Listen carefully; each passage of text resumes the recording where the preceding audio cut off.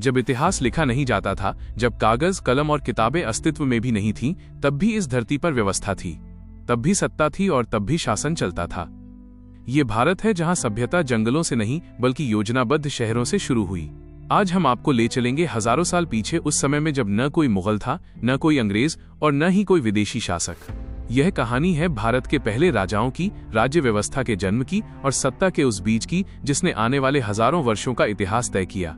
हमारी कहानी शुरू होती है सिंधु नदी के किनारे, जहां मोहनजोदड़ो और हड़प्पा जैसे शहर बसे। ये साधारण बस्तियां नहीं थीं, ये प्रमाण थीं एक विकसित सोच की। सीधी सड़कों वाला नगर नियोजन, ढकी हुई नालियां, अनाज भंडारण के विशाल कोठार, सब कुछ ये दिखाता है कि ये सभ्यता अपने समय से बहुत आगे थी। इतिहास हमें किसी राजा का नाम नहीं बताता, लेकिन ये व्यवस्था अपने आप में कहती है कि यहाँ सत्ता जरूर थी, नियम जरूर थे और शासन जरूर चलता था।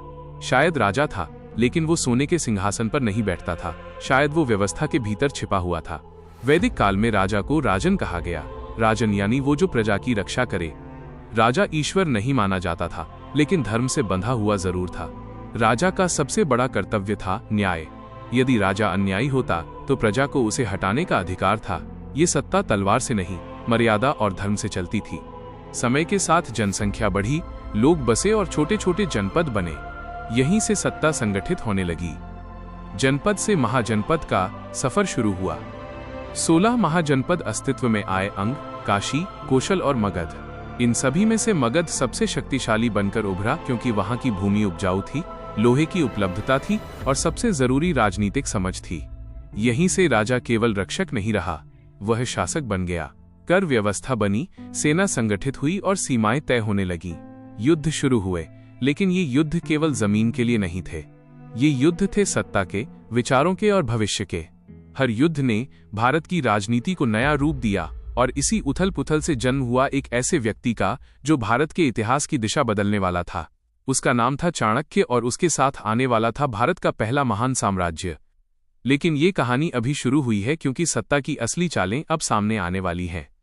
भारत की धरती पर सत्ता अब आकार ले चुकी थी। राजा केवल रक्षक नहीं रहा, वो शासन करने लगा था। लेकिन सत्ता को केवल शक्ति नहीं, बुद्धि भी चाहिए होती है। और यही वो समय था जब इतिहास के मंच पर एक ऐसा व्यक्ति आया जिसके विचारों ने भारत की राजनीति को हमेशा के लिए बदल दिया। उसका नाम था चाणक्य। चाणक्य कोई राजा नहीं था, कोई सेनापति नहीं था, लेकिन उसके पास वो शक्ति थी जो तलवार से भी अधिक खतरनाक होती है। वो शक्ति थी रणनीति। उस समय मगध सत्ता का केंद्र बन चुका था। धन, सेना और संसाधन सब कुछ मगध के पास था। लेकिन सत्ता स्थिर नहीं रहती, उस पर नजर रखने वाले हमेशा रहते हैं। नंद वंश के राजा अत्यंत शक्तिशाली थे, लेकिन उनका शासन भय पर आधारित था। प्रजा उनसे डरती थी, सम्मान नहीं करती थी। यहीं से असंतोष ने जन्म लिया। चाणक्य ने यह समझ लिया था कि सत्ता को गिराने के लिए सीधे युद्ध से ज्यादा जरूरी है भीतर से उसे खोखला करना। और तभी इतिहास में प्रवेश हुआ एक युवा का, जिसका भविष्य भारत का पहला महान सम्राट बनने वाला था। उसका नाम था चंद्रगुप्त मौर्य।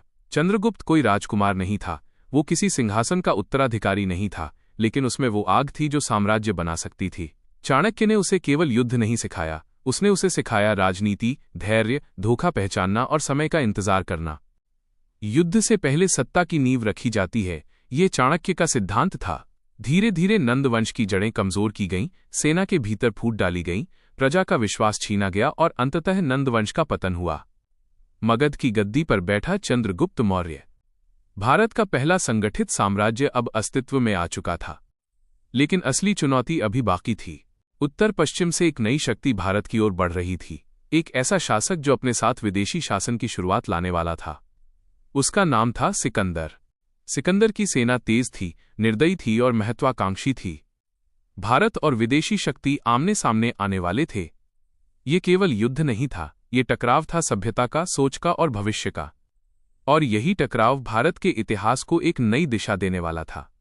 लेकिन ये कहानी अभी खत्म नहीं हुई, क्योंकि साम्राज्य बनने के बाद उसे संभालना और भी कठिन होता है। और यहीं से शुरू होती है एक ऐसे राजा की कहानी जो युद्ध से नफरत करने लगा और शांति को अपना धर्म बना बैठा। एक ऐसा राजा जिसका नाम इतिहास में अशोक के नाम से जाना गया।